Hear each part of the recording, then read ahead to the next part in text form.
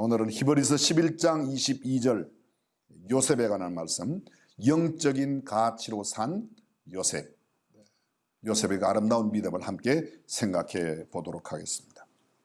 요셉, 간단하게 일생을 한번 살펴보겠습니다. 자, 요셉은 누구와 누구 사이에 태어났죠? 이야기해 보세요. 요셉, 야곱과 야곱의 사랑했던 아내 라헬.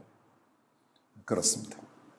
우리가 알고 있는 대로 야곱에게는 두 명의 처와 두 명의 첩이 있었습니다. 사실은 이 두 명의 아내는 레아와 라헬이었고, 두 명의 첩은 이 부인들의 여주 몸종으로 따라왔던 실바와 빌하입니다. 성경을 자세히 읽어보면 야곱이 모두 13남매를 낳게 돼요.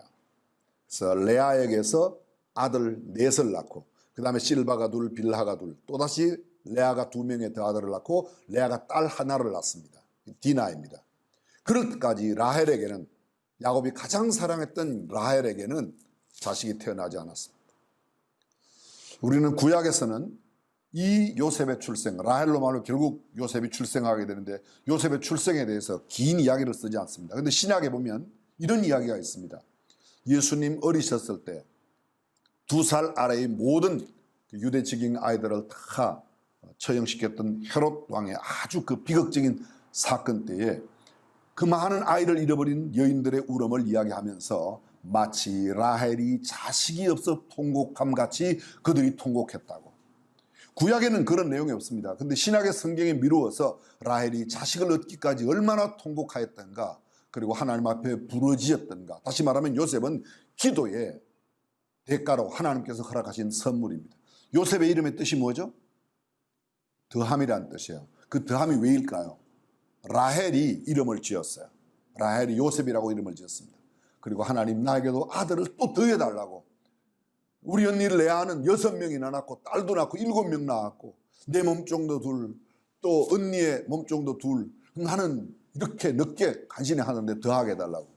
하나님은 드디어 그 기도도 나중에 들어주시죠. 그렇지만 그 기도로 말미암아서 얻게 되는 베냐민, 그는 태어날 때 이름이 베논이었습니다. 아이가 태어나고 라헬은 떠나갔습니다. 아마 이때 신학자들은 이야기하기를 요셉의 나이가 한 6살 정도 되지 않았을까. 여러분 기억나십니까?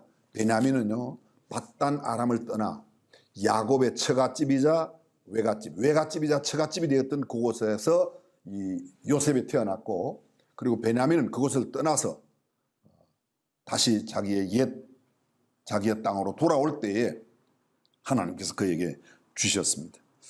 이러한 어려움 가운데 태어났습니다. 다시 말하면요, 요셉은 벌써 한 6살 그때에 엄마 없는, 그리고 우리가 잘 알고 있는 대로 아버지의 사랑과 엄마의 사랑을 어릴 때 많이 받았지만 곧바로 곧이어서 나오는 이야기는 형들로부터 얼마나 미움받는 이야기, 시기의 대상이요, 질투의 대상이요, 그렇게 어려운 가운데 자랐습니다. 편부설화에서 이복 형들의 어려움을 겪으면서 자랐던 이 요셉. 그러나 요셉은 꿈꾸는 소년이었습니다. 요셉의 꿈 이야기를 우리가 전에도 많이 나누었지만, 요셉의 꿈 이야기 여러분 기억나시죠? 들판에서 곡식단들이 요셉의 단에게 다 절하는 모습. 또 꿈을 꾸었죠? 해와 달과 11별들이 자신에게 절하는 모습을 꿈을 꾸었습니다. 그 일로 인해서 더 미움을 받게 되었습니다. 요셉의 형들은 멀리 세겜에서 양을 치고 있었는데 아버지의 심부름으로 요셉이 그곳에 갑니다. 가봤더니 벌써 없어졌어요. 그 주변에 있는 목자들에게 물어봅니다. 여기 야곱의 아들들이 어디 갔냐 그랬더니 이곳 세겜을 떠나서 도단으로 갔다고. 그래서 요셉이 도단에 찾아가죠. 멀리 요셉이 오는 모습을 그 형들이 봅니다. 왜 그렇게 잘할 수 있었어요? 성경은 말합니다. 요셉은 채색 옷을 입었다. 우리말로 옮기면 색동저고리를 입었다. 이렇게 표현하면 될까요? 이야기합니다. 꿈꾸는 자가 오는도다. 저 녀석을 그냥 두면 안 되겠다. 웅덩이 속에 쳐넣자고 이야기합니다. 형들이 동의하죠. 왜 웅덩이 속에 넣었는가? 학자들은 이렇게 말합니다. 웅덩이 속에는 지가 빠질 수도 있다. 우리가 강제로 넣은 게 아니라 빠졌을 수도 있다. 그리고 옷을 벗겨 염소피로. 여러분 기억나십니까? 예전에 야곱이 염소를 잡아 아버지를 속이고 형에게 간 에서에게 갈 축복을 자기가 가로챘는데요. 야곱이 염소피로 그 아들들에게 저 멀리 이스마엘 후손들에 의해서 애굽 땅으로 팔려갑니다. 이스마엘 후손들이 애굽 땅에 그를 노예로 팔아버리죠. 참 신분이 처절해졌습니다. 그런데 그가 팔려간 곳은 바로 애굽의 시위대왕, 요사이로 말하면 경호실장 집에 총무로 발탁이 되어 그것으로 팔려갔습니다. 성경은 아주 재미있게 이야기합니다. 창세기 39장에 보게 되면 여호와께서 요셉과 함께 하심으로 그가 복을 받고 그가 있는 보디발의 집이 복을 받았다. 보디발의 집. 여호와께서 그와 함께 하셨다는 얘기가 계속 반복되고 있습니다. 그러나 그것도 오래 가지 않았습니다. 요셉은 용모가 준수하고 아주 외모가 아름다운 청년이었는데 보디발의 아내가 그를 유혹하죠. 나와 동침하자. 그때 요셉의 한 이야기 기억나십니까? 주인이 이 집 모든 재반 소유를 다 내 손에 위임하였으니 이 집에는 나보다 큰 이가 없습니다. 그렇지만 그만 것 하나인데 당신이요. 왜 당신은 우리 보디발 주인의 아내이기 까닭에 당신을 제외하고 내가 누구든지 내 마음대로 다 관리할 수 있는데 당신만은 그만인데 내가 어찌 이 큰 죄를 지어서 주인에게 배반할 수 있겠냐고 그렇게 말하지 않았어요. 이렇게 말했어요. 내가 어찌 이 큰 악을 행하여 하나님께 득죄하리까. 여기 요셉의 아주 아름다운 모습입니다. 제가 뒤에도 강조하겠지만 요셉은 언제나 결정하는 것이 주인이 어떻게 나를 생각하느냐보다도 하나님께서 나를 어떻게 보시느냐가 그의 행동의 결정적인 요인이었다는 겁니다. 요셉은 그 일로 인해서 억울하게 누명을 쓰고 그렇죠? 감옥으로 가게 됩니다. 왕의 죄수를 가두는 감옥이었습니다. 요셉은 그곳에서 참 파란만장한 모습으로 전락됩니다. 다시 한번 정리해 볼까요? 사랑받던 아들에서 미움받던 동생으로 팔려가는 노예로 노예에서 한껏 잘 되어 경호실장 집에 총무가 되어 괜찮은 듯 하였지만 이내 그것은 오래가지 않았습니다. 곧바로 뭐예요? 죄수의 모습으로 바뀌어졌습니다. 근데 그곳 왕의 죄수들을 가두는 곳에 어떤 날 바로의 두 신하가 들어오게 됩니다. 한 사람은 술 맡은 관원이고 한 사람은 떡 맡은 관원이었습니다. 여러 번 이야기하기 때문에 술 맡은 관원, 떡 맡은 관원이 함께 꿈을 꾸었는데 그 꿈의 해석을 아무도 하지 못하는 겁니다. 그때 요셉이 뭐라고 말합니까? 그 꿈 이야기해보라고. 나는 꿈을 해석할 수 없지만 하나님께서 혹시 그 꿈의 해석을 하나님을 또 이야기하는 겁니다. 요셉의 이야기와 요셉의 모든 삶 가운데 뺄 수 없는 아주 중요한 한 가지, 하나님께서. 그래서 꿈 해석을 합니다. 당신은 사흘 뒤에 복직될 거요. 술 맡은 관은. 떡 맡은 당신은 사흘 뒤에 나가 처형될 것이요. 당신의 몸은 새들에게 쪼임을 당할 것이라고. 그리고 술 맡은 관원에게 이야기합니다. 당신이 복직하면 내가 이렇게 억울한 사정으로 여기 왔다는 이야기를 바로에게 해주라고 이야기합니다. 실제로 그의 해석처럼 그렇게 이루어졌습니다.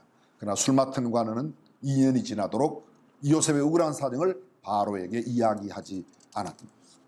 근데 어느 날이었습니다. 바로가 꿈을 꾸는 겁니다. 바로가 꿈을 꾸고 꿈도 모르고 해석도 하지 못합니다. 전국의 모든 박사와 술객들을 다 불러서 내 꿈이 뭔지 알아맞추고 그리고 그 꿈에 대한 해석도 해라. 그렇지 않으면 다 죽이겠다. 사실은 절체절명의 위기가 다가왔습니다. 나라에 큰 피바람이 일 것 같았습니다. 그제서야 이 술 맡은 관원이 바로 왕에게 나가서 이야기합니다. 왕이시여, 제가 수년 전 이런 저차한 일로 감옥에 간 적이 있지 않습니까? 감옥에서 히브리 청년 요셉이라는 사람을 만났습니다. 제가 아까 잠깐 미스했습니다만 요셉은 17살에 노예로 팔려갔어요. 그리고 바로 이때가 요셉의 나이가 이제 30살이 다가오는 이때인데요. 그가 꿈을 해석하여 이렇게 이루어졌습니다. 그를 불러오라고. 그래서 요셉이 바로가 내린 옷을 입고 단장하여 바로 왕 앞에 섭니다. 그때 요셉의 나이가 약관 30살이었습니다. 처음에 가서 내가 해석을 하겠습니다 이렇게 말하지 않았습니다. 왕이시여, 해석은 하나님께 있는 것이니 나에게 며칠간의 시간을 주십시오. 요셉은 또다시 하나님께로 갑니다. 자, 우리가 요셉의 모든 삶의 순간순간, 사실 요셉은 어릴 때는 그렇지 않았습니다. 그냥 아버지의 사랑받는 것만으로, 형제들에게 미움받는 것만으로 생존을 위한 그런 선택을 하며 살았을 겁니다. 근데 그가 노예로 팔려가며 그리고 죄수의 생활을 그치는 동안에 영적으로 수많은 훈련을 받습니다. 그리고 이미 죄수가 되어 감옥에 들어가기 직전 상황 때는 영적인 매우 성숙한 단계였습니다. 아까 언급했죠? 어찌 내가 이 큰 악을 행하여 하나님께 득죄하겠는가. 그는 주인의 눈보다도 사람들의 시선보다도 하나님의 시선을 더 의식했던 그런 하나님의 사람이었다. 여기서도 마찬가지로 해석은 하나님께 있습니다. 바로 왕이시여 시간을 주십시오. 그리고 그 시간이 되어 왕 앞에 나아갑니다. 왕이 꾸신 꿈은 이런 꿈입니다. 7개의 아주 풍성한 이삭과 7개의 열매 없는 이삭, 7마리의 아주 살진 소와 7마리의 아주 파리한, 쉽게 말하면 빼빼 마른 그런 소를 보셨습니다. 앞으로 7년 동안 풍년이 될 겁니다. 그리고 7년 뒤에 흉년이 올 것입니다. 자, 여러분, 요셉이 바로에게 나갈 때가 나이가 30살이라고 그랬습니다. 그럼 7년이 지났습니다. 14년 되는 거죠. 요셉의 나이가 44살, 그때 되는 겁니다. 실제적으로 흉년이 되었을 때 바로 여러 가지 사건들이 일어납니다. 천하가 거기 흉년이 들었습니다. 근데 이것은 바로가 살고 있는 애굽에 뿐만 아니라 요셉의 본 고향이었던 그곳 헤브론에도 가나안 땅에도 다 흉년이 들었죠. 양식이 떨어진 요셉의 형들이 요셉에게 찾아옵니다. 아니 애굽으로 찾아와서 양식을 구합니다.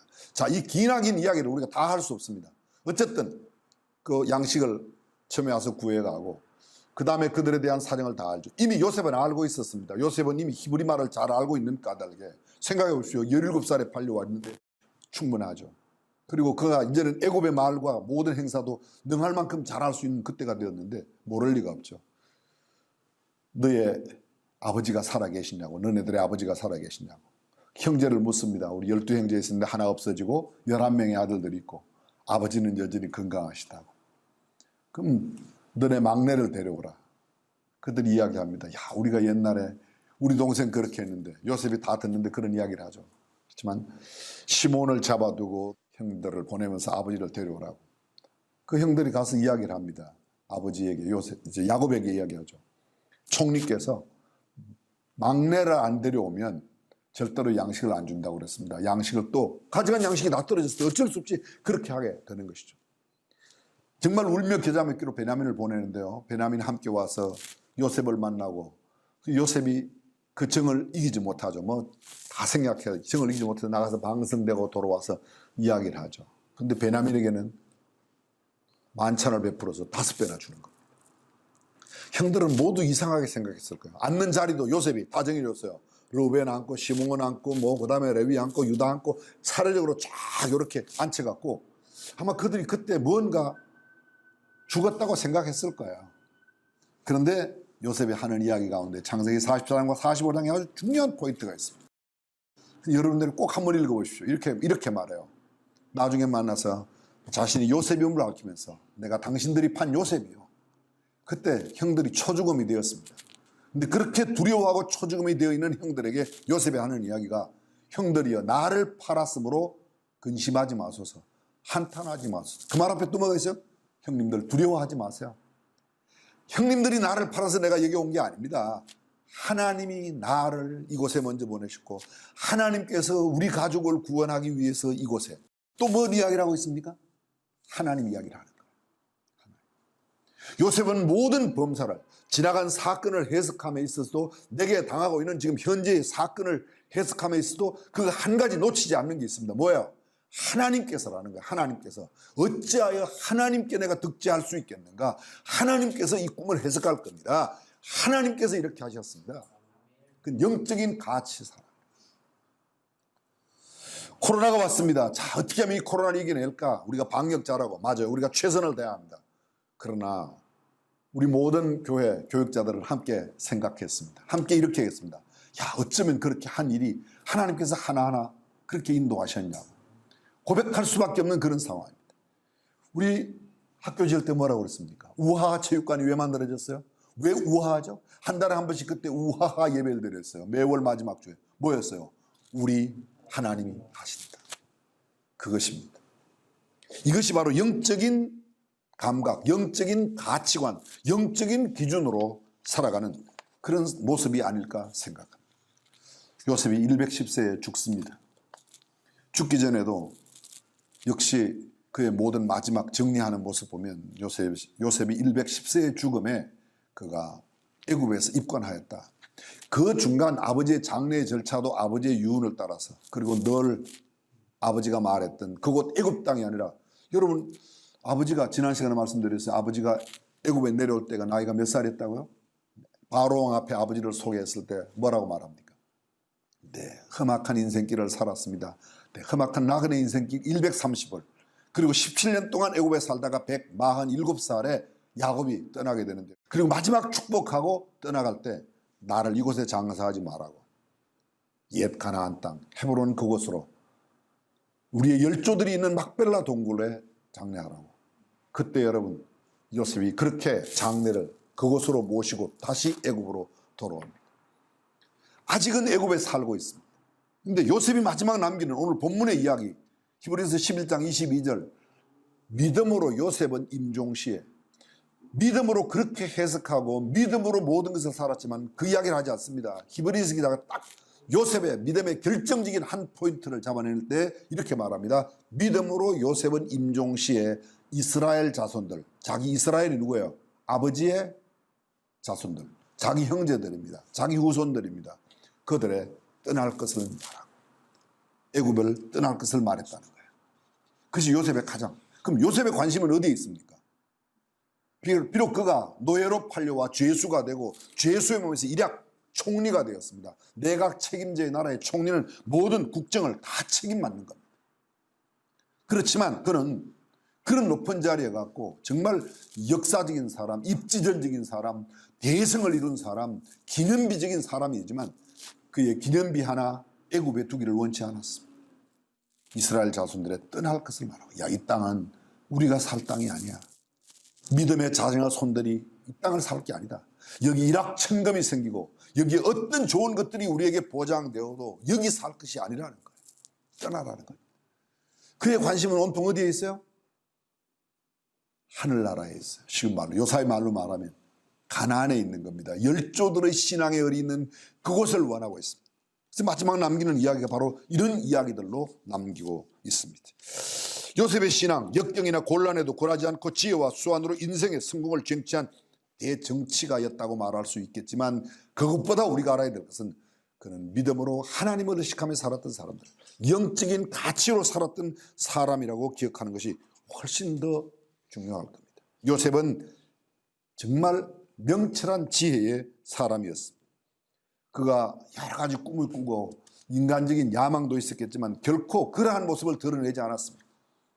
노예로 억울하게 누명을 쓰고 감옥에 갔지만 그것 때문에 불평한 모습이, 요셉의 일생을 보시죠. 불평 한 번 한 적이 있는가? 없어요. 요셉이 통곡했다는 이야기는 있어요. 요셉이 울었다는 이야기는 있습니다. 요셉이 슬픈 가운데 어쩌면 그가 물 없는 웅덩이 속에 던질 때 형들에게 살려달라고 얼마나 소리 질렀겠습니까?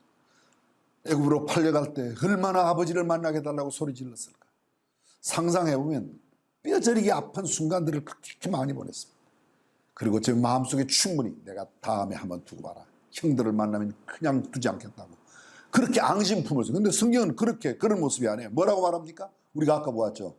형님들 그렇게 두려워하지 마세요. 한탄하지 마세요. 근심하지 마세요. 형들이 나를 이곳에 팔아서 그런 게 아닙니다. 하나님이 아버지와 형제들을 다 우리 집안을 구원하기 위해서 나를 먼저 이곳에 보내신 겁니다. 그는 이것은 하나님께서 하셨다고 말합니다. 이것을 또 신학적인 좀 어려운 용어로 말하면 신적 사관, 하나님의 눈으로 바라보는 거예요. 영적인 가치관으로 살았다는 겁니다. 사랑하는 중앙가족 여러분, 저와 여러분들이 정말 모든 일을 믿음의 눈으로 바라보고 믿음으로 결정할 수 있기를 바랍니다. 지금 코로나의 상황이 다가와서 이것 해야 된다, 우리가 살아남으려면 이렇게 해야지 살아남는다, 뭐 많은 이야기들이 있습니다. 맞습니다. 우리가 할 수 있는 인간의 최선의 노력을 경주해서 우리가 방역하고 준비하고 잘 갖춰야 합니다. 그러나 결정적인 것, 생명은 어디에 있어요? 하나님께 달려 있습니다. 하나님께서 주장하실 겁니다. 가지고 가지 못할 이 땅의 것을 위하여 그렇게 힘들게 살고 또 그것을 쟁취하기 위해서 보다 소중한 가치를 잃어버리는 사람들이 아니라 정말 하나님의 영적인 시각으로 바라보면서 인생을 살아가는 저와 여러분들이 되었으면 좋겠습니다. 그는 하나님의 관점으로 역사의 모든 것을 다 보았습니다. 그의 신앙은 자기의 생애의 의미를 하나님의 경륜에 두고 보는 그런 가운데 살았다는 겁니다. 내 눈으로 바라보지 않았습니다. 내가 살아온 경험으로 바라보지 않았습니다. 내 철학, 내 계산, 내 가치관으로 바라보는 것이 아니라 영적인 가치관으로 보았던 겁니다. 요셉의 마지막 이야기 다시 한번 언급하면 그는 임종시에 이스라엘 자손들의 떠날 것을 말했습니다. 그는 하나님의 관점으로 역사와 사건을 해석하고 실천했던 하나님의 사람이요, 노예로 팔려갔던 애굽에서의 억울한 누명을 쓰고 죄 수의 몸이 되었지만 환경과 사람을 탓하지 않고 하나님의 때 하나님의 손길만 의지했습니다. 그는 크로노스의 시간 속에 살면서도 하나님의 시간을 기다리는 카이로스의 삶을 살았습니다. 그는 입지전적인 인물로 애굽의 2인자인 총리가 되어 지위와 명성과 부귀와 권세를 그렇게 누렸지만 그 모든 생각은 애굽에 있었던 게 아닙니다. 이미 말씀해요. 애굽에 기념비를 세워라. 나 이제 죽으니까 나를 위해서 기념관을 지어라. 그런 말 하지 않았습니다. 나 죽으면 언젠가는 하나님께서 너희들을 생각하여 이 땅 인도해 내실 때 내 해골마저도 이곳에 두지 말고 내 해골을 가지고 나가라. 자기의 정말 육신의 해골마저도 애굽에 두지 않기를 원했던 겁니다. 사람들 이 땅에 너무 명성을 남기려고 그래요. 이 땅에서 바르게 살고 부하게 사는 게 죄는 아니지만, 그러나 이 땅의 것을 위하여 살면서 만약 영원한 것을 놓친다면 그것이 무슨 의미가 있겠습니까? 늘 말씀드리지만 많은 부귀를 얻었습니다. 근데 하나도 못 가져가요. 자녀들이 싸움 막지 말아요. 결국은 그 사람의 생애는 자녀들의 싸움을 준비한 생애를 살았다고. 그러나 정말 하나님의 눈으로, 하나님의 시각으로 바라본다면 다른 겁니다. 그는 애굽의 영웅 그 이상이었습니다. 위기의 리더십 그것으로 표현이 부족합니다. 탁월한 영도자 그것만 가지고는 아닙니다. 그는 신앙 중심 인류 역사에 빛나는 예수님을 가장 닮은 그런 사람이 아닌가 생각합니다. 코로나19를 살고 있는 사랑하는 중앙가족 여러분, 매스컴과 매스미디어에 한두 마디 뉴스에 마음과 귀를 두거나 빼앗기지 마십시오. 우리의 해맑은 시선과 빛나는 정신, 빛나는 몸집과 순수한 영혼을 주님께 향합시다. 죄악이 관영하고 이기적 물질적 가치관이 판을 치는 세상에 미련을 두고 살지 맙시다. 하나님을 바라보십시다. 탐욕을 버리고 이 땅에 미련을 두지 말고 되도록 후회할 일은 절제하면서 정말 하나님께서 나를 어떻게 인정하실까, 어떻게 보실까를 생각하며 살아가는 영적 가치관으로 살았던 요셉 같은 삶을 살아갈 수 있기를 주님의 이름으로 축원합니다. 그리고 말씀과 기도의 자리로 나가야 됩니다. 복습할 수 없는 단 한 번뿐인 인생을 살아가며 가지고 가지 못할 것들을 위해서 허송하지 말고 영원한 세계, 영원한 것을 누리게 되는 날까지 필요한 것만 있으면 족하게 여기고, 어떻게 하면 하나님께서 인정하시는 삶, 하나님께서 정말 우리를 잘했다고 칭찬하실 수 있는 삶, 누구에게 또 어떤 장소에서도 당당하게 내놓고 이야기할 수 있는 그런 삶을 살아가는 저와 여러분들이 될 수 있기를 간절히 주님의 이름으로 축원합니다. 사랑받는 아들로 태어난 요셉, 엄마 없이 이복 형들 아래서 미움받는 동생으로 청소년 시절을 보내야만 했습니다. 노예로 팔려가는 무력한 꿈장이 그의 꿈이 산산조각 나는 것 같았습니다. 그 형들이 어떻게 비웃었죠? 꿈꾸는 자가 오는도다. 자, 저를 이 웅동의 세계에 넣어 저의 꿈이 어떻게 되나 보자 라고 말했습니다. 그러나 그는 하나님 앞에 살아가는 삶의 태도를 흐트리지 않았습니다. 하나님이 함께하는 믿음의 노예, 청년, 그는 그 어려운 상황 가운데도 주인 보디발의 아내의 유혹을 단호히 물리쳤습니다. 하나님을 생각하며 이겨냈던 겁니다. 억울한 그러나 순백한 죄수 요셉으로 그는 살았습니다. 감옥에서 궁궐로, 죄수에서 총리로 신분이 바뀌었지만 그들은 피우지 않았습니다. 남에게 교만하게 나타나지 않았습니다. 위기관리 능력이 출중한 지도력으로 요셉이 그 7년의 흉년을 다 잘 이겨냈습니다. 그러나 우리가 이야기하는 요셉은 그러한 탁월한 세상 속에서의 가치관으로 보는 것 이상으로 하나님의 뜻에 맞는, 하나님의 시간에 맞는, 하나님의 시선으로 보기에 인정받을 만한 그런 삶을 살았다는 겁니다. 원한의 형제들을 사랑으로 보아주었던 이런 너그러운 믿음의 여유가 충만했던 사람, 사랑의 사람, 믿음의 임종이 무엇인지를 우리에게 보여주고 있습니다. 사랑하는 성도 여러분, 우리는 언젠가는 하나님 나라에 다가갈 겁니다. 단지 한 걸음 앞서가고 뒤따라갈 뿐, 차이가 있을 뿐입니다. 하나님 앞에 설 때 부끄럼 없이 설 수 있는 믿음의 사람으로 승리하시기를 주님의 이름으로 축복합니다. 아멘.